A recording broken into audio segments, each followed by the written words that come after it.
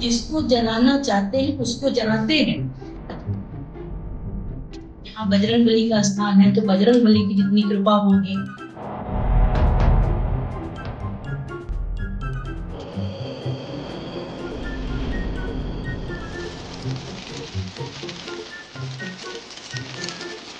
के पूरा बाबा जी से राग है, नहीं आए। इनको देखने के लिए दिव्य दृष्टि चाहिए। प्रयागराज धर्म और अध्यात्म के साथ ही ऐतिहासिक संदर्भों से जुड़े अनगिनत अद्भुत स्थानों कथानकों से गहराई से जुड़ा है।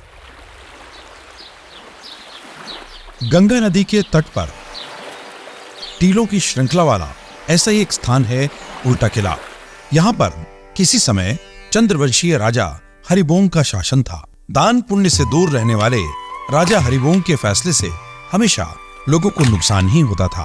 मान्यता है कि एक दिन हरिबोंग ने भोजन पर आमंत्रित करके एक संत को खाने के लिए कुछ गड़बड़ दे दिया, जिससे क्रुद्ध होकर संत ने उसे श्राप दिया कि एक सितारा उसके किले पर गिरकर उसे उलट देगा।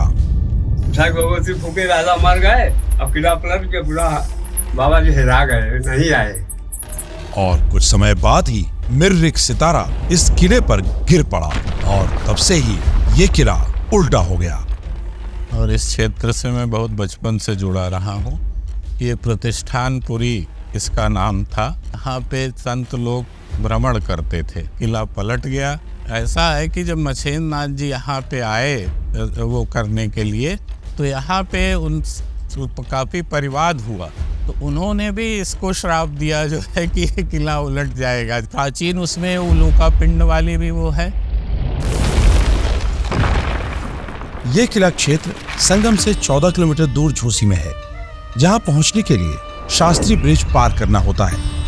यह ऐतिहासिक तथ्य है कि पौराणिक काल में यह प्रतिष्ठानपुर राज्य था। उस पर एक उल्का पिंड गिरने से झुलस जाने के कारण ही ये क्षेत्र जुलसी के अपभ्रंश के तौर पर झूसी हो गया।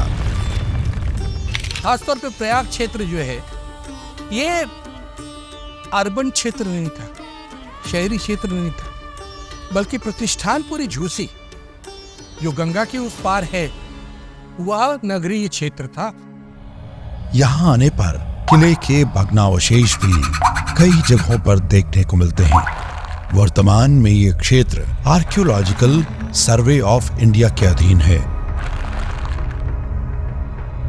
वर्तमान में उल्टा किला के एक भाग में स्थित है हनुमान गुफा। मंदिर परिसर से 27 सीढ़ियां गुफा में हनुमान जी के दर्शन होते हैं। सीढ़ियों को 27 नक्षत्रों से और यहाँ मौजूद 9 गुफाओं को 9 ग्रहों से जोड़कर आज भी यहाँ संत और गृहस्थ एकांत में बैठकर ध्यान लगाते हैं और साधना करते हैं। इस गुफा के साथ ही राम जानकी मंदिर भी है, जिसकी स्थापना एक सिद्ध संत बाबा दयाराम ने की थी। तो जो इस क्रम में है तो उनकी आराधना करता है तो आवागमन के चक्र से दूर होता है। तो योगी लोग करते हैं, साधारण मनुष्य उनकी आराधना करके निर्मल मन जन सो पावा, मोहि कपट छल छिद्र। ऐतिहासिक कथानकों, पौराणिक गाथाओं, धर्म और अध्यात्म के रहस्यों के शोधकर्ताओं के साथ ही ध्यान और साधना के मार्ग पर जाने वाले श्रद्धालुओं के लिए यह स्थान विशेष महत्व रखता है।